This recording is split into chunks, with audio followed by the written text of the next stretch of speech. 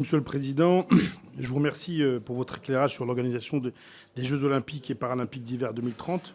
Ces Jeux sont une opportunité unique pour la France, non seulement sur le plan sportif, mais aussi sur le plan territorial, économique et social. En tant que sénateur de Seine-Saint-Denis, j'ai vécu de près les préparatifs des Jeux de Paris 2024, dont une grande partie des infrastructures sont implantées dans mon département. J'en tire une conviction. La réussite d'un grand événement sportif ne se mesure pas uniquement à sa performance organisationnelle, mais à l'héritage concret qu'il laisse derrière lui. Les Jeux d'hiver 2030 doivent être pensés non seulement pour les territoires alpins, mais aussi dans une logique d'inclusion nationale pour que toute la jeunesse française, des stations de montagne aux quartiers populaires, puisse s'identifier à ce projet. Il est essentiel que ces Jeux incarnent les valeurs olympiques d'excellence, mais aussi de diversité, d'accessibilité et de durabilité.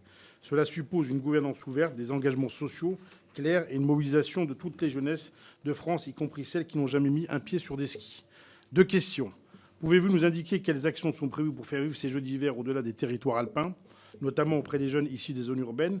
En d'autres termes, comment faire en sorte que ces Jeux ne soient pas perçus comme un événement à distance, mais comme un levier d'engagement et d'inspiration pour toute la jeunesse française?